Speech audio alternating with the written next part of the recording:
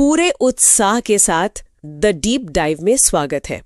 क्या हमने कभी इस बात पे गौर किया है कि जो लोग हर समय मतलब हर किसी के लिए हमेशा हाजिर रहते हैं, समाज अक्सर उन्हें बहुत हल्के में क्यों लेता है? हाँ, ये बहुत ही आम बात है ना? और दूसरी तरफ वो इंसान जो शांत रहता है, जो आसानी से अपनी भावनाएं नहीं दिखाता और जो अपनी सीमाएं बहुत अच्छी तरह जानता है, उसे अक्सर ज्यादा सम्मान दिया जाता है। बिल्कुल, उसे ज्यादा अहमियत मिलती है। तो आज के इस गहन विश्लेषण में हम इसी अजीब लेकिन सच लगने वाले विरोधाभास को सुलझाने वाले हैं। आज हमारे पास जो स्रोत है वो एक बहुत ही विस्तृत रिसर्च स्क्रिप्ट है जिसका नाम है the art of strategic emotional boundaries, यानी रणनीतिक भावनात्मक सीमाओं की कला। सही कहा।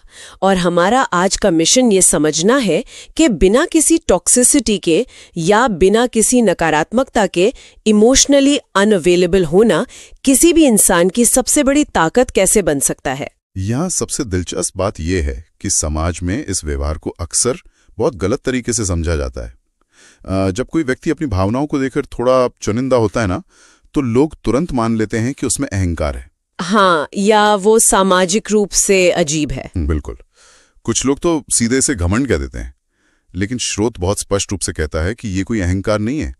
असल में ये अपनी मानसिक ऊर्जा को बचाने का एक बहुत ही गहरा और जरूरी मनोवैज्ञानिक तंत्र है। मतलब ये अपने चारों तरफ कोई दीवार खड़ी करने के बारे में नहीं है। नहीं, बिल्कुल नहीं। ये इस समझ के बारे में है कि कब, कहां और किसके सामने अपनी भावनाओं को दिखाना सुरक्षित है।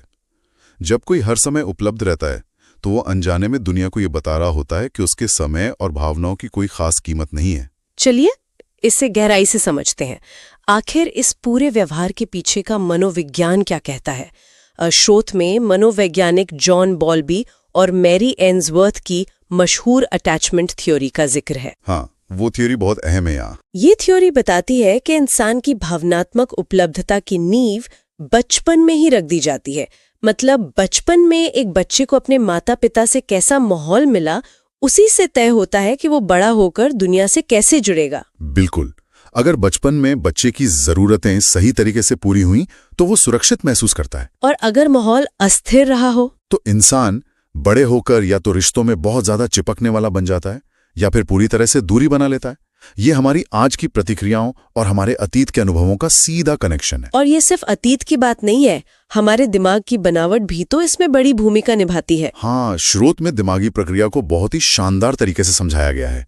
जब कोई सचेत रूप से इमोशनली अनअवेलेबल होने का फैसला करता है तो उसके दिमाग में 3 चरणों में काम होता है। पहला चरण है इमोशनल रेगुलेशन। इसमें अमिगडाला का रोल होता है ना? बिल्कुल, अमिगडाला हमारे शरीर का अलार्म सिस्टम है। जब भी तनाव होता है ये तुरंत खतरे का सायरन बजाने लगता है, लेकिन तभी दिमाग का सोचने वाला हिस्सा, जिसे प्रीफ्रंटल कॉर्टेक्स कहते हैं, हाँ वही, वो सक्रिय होता है और अमिगडाला को शांत रहने का संदेश देता है कि भाई हर बात पर तुरंत प्रतिक्रिया देना जरूरी नहीं है। और यहीं से दूसरा चरण शुरू होता है जिसे स्रोत में कॉग्निटिव रीफ्रेमिंग कहा गया है। ये बहुत ही शक्तिशाली टूल है। इसका मतलब है नजरिया बदलना। जैसे मान लीजिए किसी ने कुछ बुरा कह दिया तो आमतौर पर इंसान तुरंत गुस्सा हो जाएगा, लेकिन कॉग्निटिव रीफ्रेमिंग के जरिए इंसान सोचता है कि क्या इस बात पर अपनी ऊर्जा खर्च करना वाकई जरूरी है। वो स्थिति के मायने ही बदल देता है। बिल्कुल। और फिर आता है तीसरा और अंतिम चरण, बिहेवियरल इनहिबिशन। आसान शब्दों में अपनी प्रतिक्रियाओं पर पूरी तरह से ब्रेक लगाना। और ये डर की वजह से चुप रहना नहीं है, ये एक ताकतवर चुनाव है कि अपनी भावनाएं कहाँ निवेश करनी है। अगर हम इसे मानव इतिहास और विकासवादी दृष्टिकोण से जोड़कर देखें तो ये बात और भी साफ हो जाती है। वो आदि मानव वाले उदाहरण से। हाँ, हमारे पूर्वजों के समय में भावनाओं पर नियंत्रण रखना सिर्फ अच्छी आदत नहीं थी, ये जिंदा रहने के लिए जरूरी था। सोचिए, कुछ आदि मानव किसी जंगली जानवर का शिकार कर रहे हैं या किसी दूसरे कबीले से छिप रहे हैं, और ऐसे समय में अगर कोई डर के मारे रोने लगे या खुशी से चिल्ला पड़े तो वो पूरे समूह की जान खतरे में डाल देगा। इस नजरिए से देखें तो जो लोग अपनी भावनाओं को छिपा सकते थे वही बेहतर नेता माने जाते थे। तो हम कह सकते हैं कि इमोशनल बाउंड्री का ये गुण हमारे डीएनए में बहुत गहराई तक बसा हुआ है। बिल्कुल, लेकिन आज की दुनिया में जहां जंगली जानवरों का खतरा नहीं है, वहां एक अलग तरह का खतरा है, और ये खतरा हमारे शरीर के अंदर है। स्रोत में ऑक्सीटोसिन हार्मोन का जिक्र है, जिसे अक्सर कडल हार्मोन या प्यार का हार्मोन भी कहा जाता है। हाँ, जब लोग दूसरों की मदद करते हैं, उनसे जुड़ते हैं, तो शरीर में ये हार्मोन रिलीज होता है। इससे बहुत अच्छा महसूस होता है। इंसान को लगता है कि वो दुनिया का सबसे अच्छा इंसान है। यहाँ बात बहुत दिलचस्प हो जाती है, क्योंकि यही अच्छा महसूस कराने वाला हार्मोन एक बहुत बड़े हार्मोनल ट्रैप यानी जाल में बदल जाता है। सही कहा। स्रोत बताता है कि जब लोग हर किसी से भावनात्मक रूप से जुड़ने लगते हैं तो दिमाग को इस ऑक्सीटोसिन की लत लग जाती है। उन्हें हमेशा ये महसूस करने की जरूरत पड़ने लगती है कि वे कितने अच्छे हैं, और इस चक्कर में वे बाहरी दुनिया से वैलिडेशन या स्वीकृति मांगने लगते हैं। उनका अपना वजूद ही खत्म हो जाता है। और बाहरी दुनिया, खासकर आज का डिजिटल युग, इस कमजोरी का बहुत फायदा उठाता है। स्रोत विश्लेषण करता है कि कैसे न्यूज चैनल और सोशल मीडिया प्लेटफॉर्म्स इंसान के इस मनोविज्ञान को हाईजैक कर लेते हैं। उनके एल्गोरिदम डिजाइन ही ऐसे किए गए हैं, हाँ, ताकि वो भावनाओं को ट्रिगर कर सकें, कभी डर पैदा करके, कभी गुस्सा दिलाकर, या बहुत ज्यादा सहानुभूति जगाकर। अगर इंसान भावनात्मक रूप से जुड़ा रहेगा तो स्क्रीन से चिपका रहेगा। और ये बात सिर्फ सोशल मीडिया तक सीमित नहीं है, व्यापक स्तर पर, जैसे राजनीति में भी नेता इस मनोविज्ञान का इस्तेमाल करते हैं। बिल्कुल। वो जानते हैं कि बहुत ज्यादा भावुक होना उनके नेतृत्व को कमजोर दिखा सकता है। एक नेता की ताकत अक्सर इसमें मापी जाती है कि वो कितनी शांति से दबाव झेल सकता है। और यहाँ ये साफ करना जरूरी है कि स्रोत की ये जानकारी किसी विशेष विचारधारा के बारे में नहीं है, ये बस एक निष्पक्ष मनोवैज्ञानिक विश्लेषण है। ये एक बहुत महत्वपूर्ण सवाल खड़ा करता है। जब भावनाओं को इतने तरीकों से प्रभावित किया जा सकता है, तो फिर एक स्वस्थ भावनात्मक सीमा और किसी टॉक्सिक व्यवहार के बीच हम अंतर कैसे करेंगे? क्योंकि कई लोग अपनी भावनाओं को रोकने का दिखावा करते हैं, लेकिन मकसद दूसरों को कंट्रोल करना होता है। सही कहा। स्रोत में 4 बहुत ही छिपे हुए हेरफेर या मैनिपुलेशन पैटर्न्स बताए गए हैं, जिन्हें डिकोड करना बहुत जरूरी है। पहला पैटर्न है हॉट एंड कोल्ड व्यवहार। ये बहुत खतरनाक है।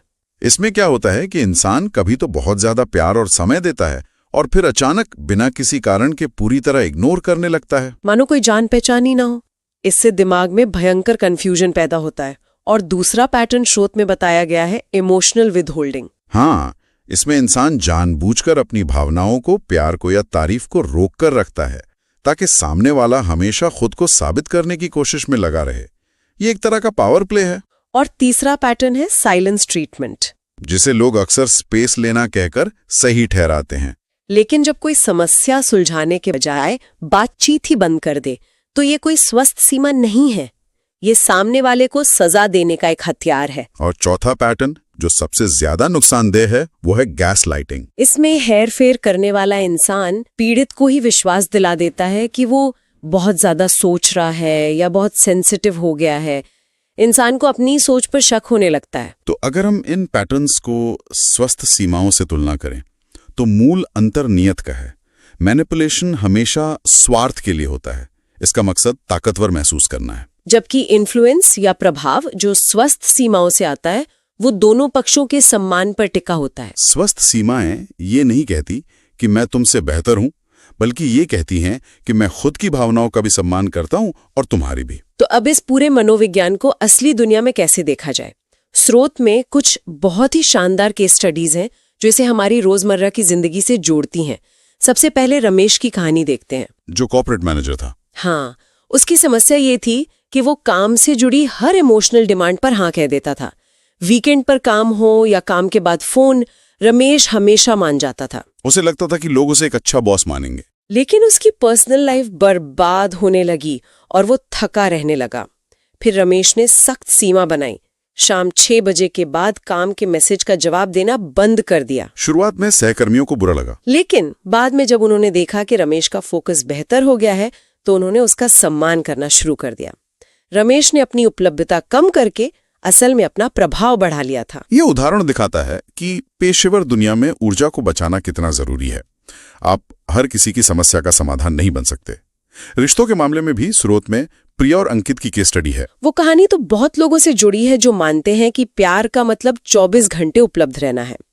प्रिया बहुत भावुक थी और चाहती थी कि अंकित हर बात पर तुरंत रिएक्ट करे। और अगर अंकित काम में व्यस्त होता तो प्रिया को लगता कि वो उससे प्यार नहीं करता। फिर अंकित ने इस पैटर्न को तोड़ा। उसने स्पष्ट सीमा बनाई कि दिन भर मैसेज कम करेंगे, लेकिन रात 8 बजे से 9 बजे के बीच वे पूरी तरह एक दूसरे के साथ होंगे, बिना फोन के। और इस एक बदलाव ने उनके रिश्ते की गहराई को बदल दिया। इससे साबित होता है कि क्वांटिटी से ज्यादा क्वालिटी मायने रखती है। ये सचमुच बहुत व्यावहारिक समाधान है। इसी तरह स्रोत में नेहा की भी कहानी है। नेहा एक पीपल प्लीजर थी, हमेशा दूसरों को खुश रखने वाली। दोस्त का ब्रेकअप हो तो रात 2 बजे तक जागना, पैसे की जरूरत हो तो अपनी जरूरतें मारकर पैसे देना। उसे लगता था ये उसकी खूबी है, लेकिन अंदर ही अंदर वो खाली हो रही थी। फिर वो डिप्रेशन का शिकार हुई। थेरेपी के बाद उसे अपनी ऑक्सीटोसिन की लत समझ आई। उसने ना कहना सीखा और आज वो एक सफल मेंटल हेल्थ कोच है। उसने अपनी कमजोरी को ताकत बना लिया। और अंत में जो केस स्टडी है वो विक्रम की है, जो एक बिजनेस ओनर था। विक्रम मानता था कि कंपनी एक परिवार है। वो हर कर्मचारी की व्यक्तिगत समस्याएं सुनता था, लेकिन इसका असर बुरा हुआ। लोग काम के बजाय घंटों तक परेशानियां लेकर उसके केबिन में बैठे रहते, पर उपलब्ध रहने लगा। इस फैसले से प्रोडक्टिविटी 40% तक बढ़ गई। विक्रम ने अपनी उपलब्धता रोककर असल में अपने बिजनेस को बचा लिया। तो इस सब का असल मतलब क्या है? ज्ञान समझ आ गया, लेकिन इसे जिंदगी में उतारा कैसे जाए? स्रोत में कुछ बचाव की रणनीतियां हैं। पहली रणनीति है रिएक्टर के बजाय ऑब्जर्वर बनना, क्योंकि हम इंसानों की आदत है तुरंत प्रतिक्रिया देने की। लेकिन रणनीतिक सीमाएं कहती हैं कि एक कदम पीछे हटें, दर्शक की तरह स्थिति को देखें, पूछें कि क्या ये समस्या मेरी है, क्या मुझे ऊर्जा खर्च करनी चाहिए। ये छोटा सा ठहराव जादू की तरह काम करता है। इसके साथ ही स्रोत में टाइम आउट तकनीक का भी जिक्र है। लोग सोचते हैं हर सवाल का जवाब तुरंत देना जरूरी है, जो कि बिल्कुल नहीं है। जब भावनाएं हावी हों तो बस ये कहना सीखना होगा कि मुझे सोचने के लिए समय चाहिए। ये कोई बहाना या कमजोरी नहीं है, ये एमिगडाला को शांत करने का तरीका है। स्रोत में एक और कमाल की तुलना है। जैसे हम पैसों का बजट बनाते हैं, वैसे ही भावनात्मक ऊर्जा का बजट बनाना चाहिए। बिल्कुल, कोई भी अपना पैसा हर किसी को यूं ही नहीं बांटता। हमारी ऊर्जा भी असीमित नहीं है। रोज तय करना चाहिए कि ये कीमती ऊर्जा किन लोगों पर खर्च होगी, और जो लोग बजट में फिट नहीं बैठते उन्हें ना कहना आना चाहिए। और सबसे जरूरी बात, ना अपने आप में एक पूरा वाक्य है। इसके लिए किसी लंबी सफाई या अपराध बोध की जरूरत नहीं है। सही बात है। अगर हम इसे व्यापक नजरिए से देखें तो इस अभ्यास का भी एक अंधेरा पहलू है।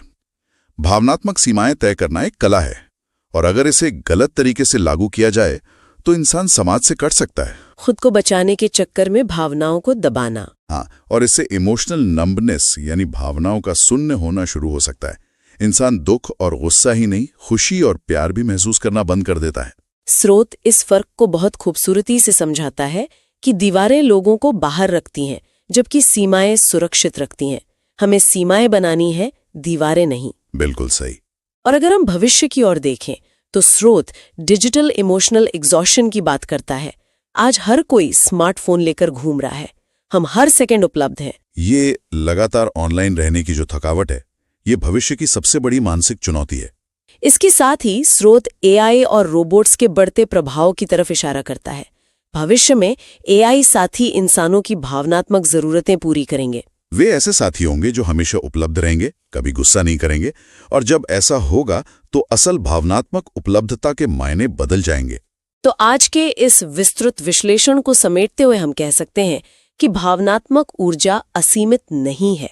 ये समय और पैसे की तरह एक मूल्यवान संसाधन है। और ये याद रखना चाहिए कि ना कहना कोई स्वार्थ नहीं, बल्कि आत्मसम्मान का प्रतीक है। जो हमेशा बिना सीमा के उपलब्ध रहते हैं, उनका सम्मान कम हो जाता है, जबकि संतुलित लोगों का सम्मान बढ़ता है। ये जानकारी मानसिक स्वास्थ्य के लिए जीवन रक्षक हो सकती है। अगर कोई इसे अनदेखा करता है तो वो बर्नआउट का शिकार होगा, रिश्तों में कड़वाहट आएगी और पहचान खोने का खतरा रहेगा। असली ताकत दुनिया को कंट्रोल करने में नहीं, बल्कि खुद की भावनाओं के प्रति जागरूक होने में है। अब इस डीप डाइव का अंत हम एक सवाल के साथ करना चाहेंगे, जो स्रोत के भविष्य के परिदृश्य पर आधारित है। वो एआई वाला परिदृश्य? हाँ, जरा सोचिए, अगर भविष्य में एआई तकनीक हमारी हर भावना को समझने लगे और बिना किसी सीमा के हमारे लिए 24 घंटे उपलब्ध रहने लगे, बिना थके, बिना शिकायत किए। बिल्कुल, तो क्या इंसान असली मानवीय रिश्तों में मेहनत करना ही छोड़ देंगे? क्या हमारी सुविधा की ये चाहत इंसानियत के सबसे बुनियादी गुण, एक दूसरे से भावनात्मक जुड़ाव, को हमेशा के लिए खत्म कर देगी? ये वाकई में एक ऐसा गहरा सवाल है जिस पर सिर्फ वैज्ञानिकों को ही नहीं, बल्कि हर आम इंसान को बहुत ही गंभीरता से विचार करना होगा। बिल्कुल, और इसी विचार उत्तेजक सवाल के साथ हम आज के इस डीप डाइव को यहीं समाप्त करते हैं। अपनी ऊर्जा को बचाएं, अपनी सीमाएं पहचानें और इस सवाल पर गहराई से जरूर सोचिएगा। इस चर्चा में हमारे साथ गहराई तक जाने के लिए बहुत बहुत धन्यवाद।